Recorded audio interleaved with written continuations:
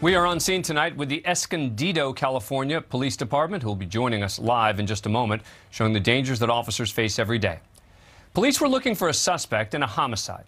Roberto Salgado Casares. The San Diego County Sheriff's Department had said he was driving a Chevy Silverado and was armed with a gun. Later that night, Escondido officers identified the pickup truck. Salgado Casares was behind the wheel with a woman. It turns out it was his cousin in the passenger seat. The suspect did not stop when the officers tried to pull him over, instead leading police on a chase that lasted for hours, 3 hours, hitting speeds of 120 miles an hour.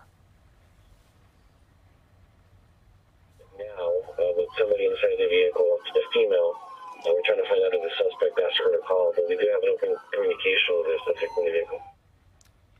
Emergency negotiators tried to get the suspect to surrender. After 2 hours of talks, police did not believe the suspect would let the woman out of the truck. They put down spike strips and deflated 3 of the truck's tires. Chase continued at slower speeds.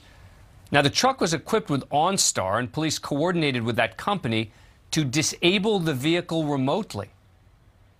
Units that are following the suspect vehicle, OnStar will flash the lights on the car. They need a confirmation from a visual that the lights are flashing before they can shut off the vehicle. Copy, lights are flashing. We're asking them to shut down the vehicle now.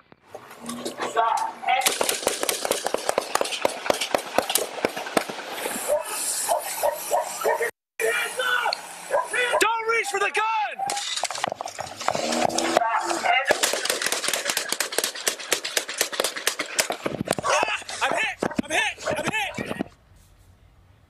As soon as the truck stopped, the suspect opened fire on police. Officers shot back, hitting the suspect, who was eventually pronounced dead at the hospital.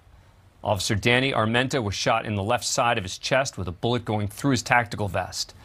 Fellow officers helped him into a police car, took him to the hospital. Officer Armenta has recovered and returned to the job. The passenger in the truck was not injured. I'm very happy to be joined by Escondido Police Chief Ed Varso. Thank you, Chief, so much for coming on the show. Appreciate it. So a suspect in a homicide leads officers on a chase for hours with a passenger in the vehicle. Talk to me about the strategy there and how to give that suspect the space while also keeping the suspect safe, but keeping the public safe.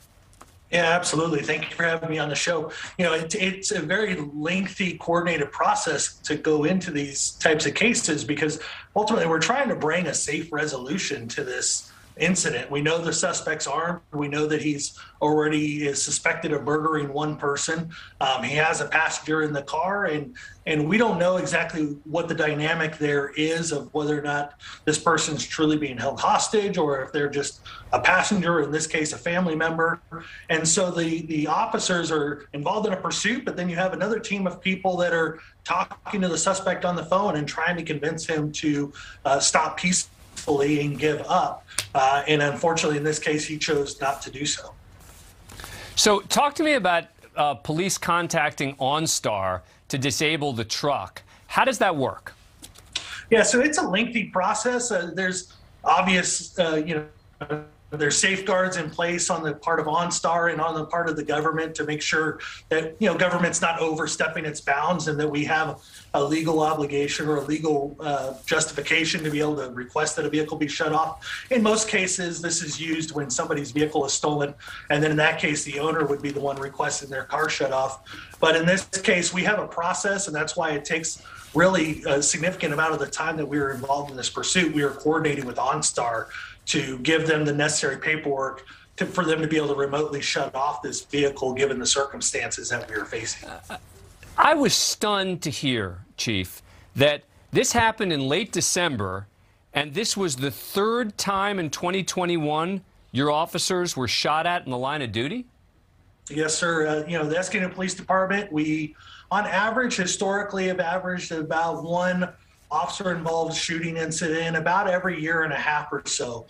We saw a significant spike in that in 2021, and this was the 3rd officer-involved shooting that we had for the year, and it was the 2nd incident in 2021 in which we had a police officer shot, which is, quite frankly, unprecedented level of violence that we've seen within our community and kind of representative of what we're seeing, unfortunately, throughout our state and throughout the country.